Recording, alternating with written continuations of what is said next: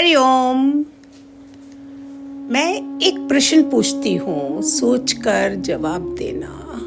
तुमने हनुमान जी की कितनी कथाएं सुनी हैं बचपन से, मंदिरों में, टीवी पर क्या तुम जानते हो हनुमान जी को खुद नहीं पता था कि वो कौन है। एक श्राप था उन पर, एक विस्मृति थी, अपनी ही शक्ति से अनजान थे वे, और फिर भी सबसे बड़े काम उन्होंने किए। आज मैं आप सबको हनुमान जी दिखाऊंगी जो तुमने कभी देखे, उनके रहस्य, उनकी वो बातें जो हर कथावाचक नहीं बताता।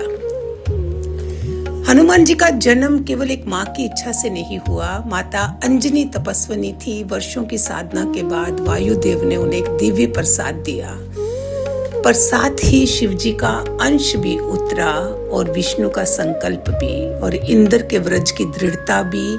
हनुमान एक नहीं, अनेक देवताओं का समन्वय है, इसलिए उनका नाम है रुद्रावतार।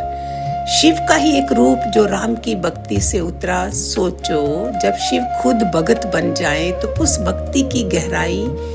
बालपन में हनुमान जी इतने शक्तिशाली थे कि सूरज को फल समझकर निगल लिया, इंद्र को चुनौती दी, देवताओं को परेशान कर दिया। तब ऋषियों ने एक श्राप दिया, तुम्हें अपनी शक्ति याद नहीं रहेगी। और जहाँ सबसे गहरा रहस्य है, जब राम का काम आया था, जब सीता की खोज के लिए समुद्र पार करना था, तब जामवंत जी ने हनुमान जी से कहा, हे पवन पुत्र, तुम्हें याद है तुम कौन हो? और उस एक वाक्य में हनुमान जी को सब याद आ गया, जाग गए वो।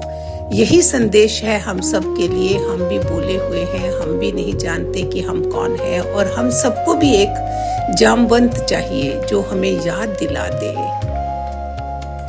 हनुमान जी विवाहित थे। अधिकांश लोग सोचते हैं हनुमान जी ब्रह्मचारी थे, पर यह पूरा सच नहीं है। पराशर संहिता के अनुसार हनुमान जी का विवाह हुआ था। पत्नी का नाम था सुरवरचला, सूरज देव की पुत्री। जब हनुमान जी सूर्य से विद्या ग्रहण कर रहे थे, तब सूर्य देव ने शर्त रखी, मेरी पुत्री से विवाह करो, तभी पूर्ण विद्या मिलेगी। हनुमान जी ने स्वीकार किया, पर सुरवरचला तपस्विनी थी और वो अपनी तपस्या में लीन रही। ये विवाह देह का नहीं, धर्म का संयोग था। मकर ध्वज हनुमान जी के पुत्र का नाम। जब हनुमान जी ने लंका में आग लगाई, समुद्र में पूंछ बजाने गए, तब उनके पसीने की एक बूंद एक मछली ने ग्रहण की, उससे मकर ध्वज का जन्म हुआ। बाद में मकर ध्वज अहि रावण का द्वारपाल था। जब हनुमान जी वहां पहुंचे, मकर ध्वज ने प्रणाम किया और कहा, पिताश्री, मैं आपसे युद्ध करूंगा क्योंकि यही मेरा धर्म है। हनुमान जी ने उसे परास्त किया, पर फिर उसे वहीं का राजा बना दिया। यही हनुमान जी त्रेता युग के नहीं, वो आज भी जीवित हैं। अष्ट चिरंजीवियों में से एक हैं। महाभारत काल में अर्जुन को अहंकार हो गया था कि धनुर्विद्या में वो सर्वश्रेष्ठ हैं।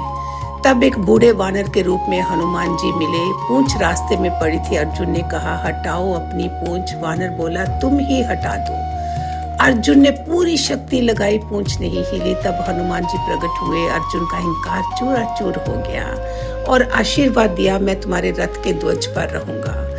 इसीलिए अर्जुन के रथ पर हनुमान जी विराजित थे, वहां जहां हनुमान। जब राम ने हनुमान जी से पूछा, हनुमान तुम कौन हो? हनुमान जी ने कहा, जब मैं देह भाव में हूँ तो मैं आपका दास हूँ, जब मैं जीव भाव में हूँ तो मैं आपका अंश हूँ, और जब मैं आत्म भाव में हूँ तो मैं आप ही हूँ। ये एक वाक्य पूरे अद्वैत वेदांत का सार है। देह, दास, जीव, अंश, आत्मा, परमात्मा। हनुमान जी का जीवन इसी यात्रा का प्रमाण है। भक्ति से शुरू करो, अंत में मुक्ति मिलती है। एक बार सीता माँ ने हनुमान जी को हार दिया। हनुमान जी ने हार को तोड़कर देखने लगे। सीता माँ ने पूछा, ये क्या कर रहे हो? हनुमान जी बोले, जिसमें राम ना हो वो मेरे किसी काम का, वो किसी काम का नहीं। तब किसी ने कहा, तुम्हारे हृदय में राम है? हनुमान जी ने छाती चीर दी और भीतर राम और सीता विराजित थे। कल्पना नहीं, ये संदेश है जो परमात्मा को इतना प्यार करे कि परमात्मा उसके भीतर ही रहने लगे। भक्ति जब इतनी गहरी हो जाए तो भगत और भगवान में कोई फर्क नहीं रहता। हनुमान जी को पाने के लिए मंदिर जरूरी नहीं, उनका एक मंत्र है, वो जो स्वयं जपते हैं, राम नाम। आज अभी एक काम करो, आंखें बंद करो, गहरी श्वास लो और भीतर से मन में कहो श्री राम, श्री राम, श्री राम। बस एक बार पूरी भावना से। जानते हो क्या होगा? हनुमान जी वहाँ प्रकट हो जाते हैं जहाँ राम का नाम लिया जाए। ये उनका अपना वचन है। तुम्हें उन्हें ढूंढना नहीं, बस राम को याद करना है। हनुमान जी की कथा केवल एक वानर की कथा नहीं है, ये उस आत्मा की कथा है जो अपनी शक्ति भूल चुकी थी, जिसे किसी ने याद दिलाया, जिसने असंभव को संभव किया केवल प्रेम के बल पर। ये कथा हमारी है।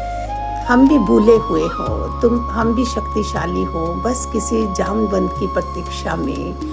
और वो जामबंद कभी कभी एक कथा होती है, कभी एक गुरु होता है, कभी एक पल का मौन होता है। जागो, याद करो कि तुम कौन हो। जय हनुमान, जय तुम्हारे भीतर का हनुमान।